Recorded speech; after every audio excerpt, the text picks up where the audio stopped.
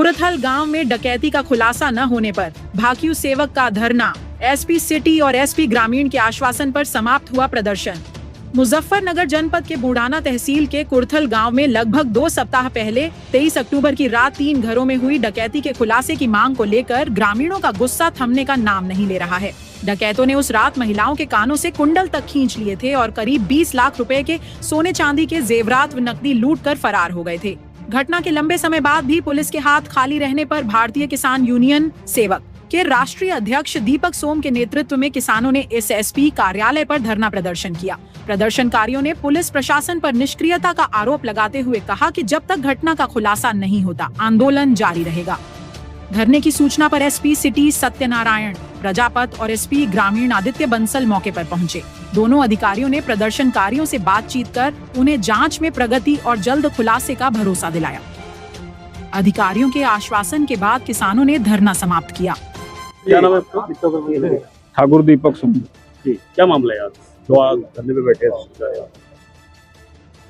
आज हम एक बुढ़ाना क्षेत्र में गांव पड़ता है कुरथल, उसमें 23 अक्टूबर की रात को एक ही रात में 3 घरों में डकैती डाली गई और तीनों घरों में इतनी सुनियोजित तरीके से डकैती डाली गई कि पहले उनके कुंडे काटे गए, उनकी कुंडियां तोड़ी गई और आसपास के घरों की कुंडी लगाई गई जिससे कोई मोहल्ले का बाहर ना आ जा।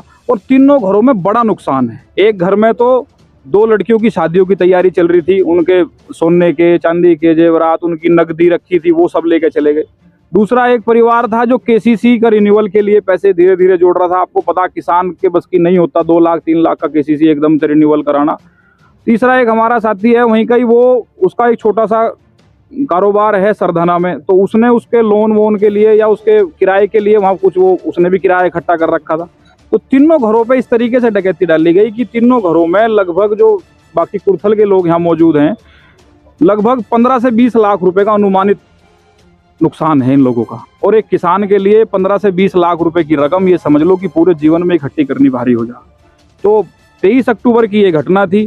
23 अक्टूबर से हम लोग स्थानीय पुलिस के लगातार संपर्क में थे और लेकिन आज तक संपर्क में 20 दिन लगभग होने को हैं, लेकिन अभी तक उसमें कोई ऐसी संतोषजनक कार्रवाई नहीं हुई जिससे ये ग्रामीण, ये पीड़ित, इनका माल बरामद हुआ हो या ये संतुष्ट हो। इसलिए आज यहाँ कप्तान साहब के यहाँ मुजफ्फरनगर आना पड़ा। मुलाकात हुई कप्तान साहब?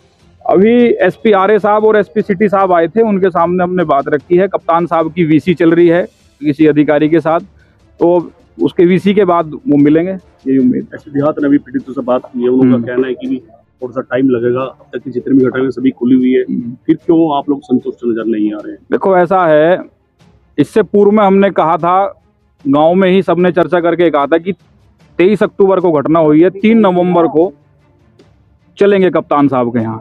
लेकिन 2 तारीख में हमसे सब अधिकारियों ने कहा, 1 नवंबर में सब अधिकारियों ने कहा, हमने कहा चलो हमें कोई शौक नहीं है अधिकारी के यहाँ कप्तान साहब के यहाँ जाके धरना देने का, आप इसमें और 5-7 दिन का समय ले लो। आज उस बात को भी आज 11वां दिन है, तो ऐसे कब तक इंतजार करे भाई, जिसका सब कुछ लुट गया, जिन्हें अब यही नहीं दिख रहा कि आगे की गुजर बसर कैसे होगी, घर में बच्चे जवान हैं, इनकी शादियां कैसे होंगी। आप जब उन्हें आज रास्ता नहीं दिखाई दे रहा तो मजबूरी में यहाँ आना पड़ा ना। और ये जो यहाँ अधिकारी कह रहे, 1-2 कह रहे हैं कि आप यहाँ क्यों आ रहे, यहाँ क्यों आ गए। अरे भाई कप्तान साहब हैं, जिले के कप्तान हैं, हम भी जिले के निवासी हैं, हमारा आना अधिकार है। कप्तान साहब से अपनी बात रखेंगे, आगे की जो कार्रवाई है करनी तो कप्तान साहब को ही है। तो इसी उम्मीद से यहाँ आए हैं कि जल्द से जल्द इसमें कोई ऐसा ठोस निर्णय और ऐसी ठोस टीम बनाए कप्तान साहब, जिससे इन लोगों का जो नुकसान हुआ है वो पूर्ति हो सके।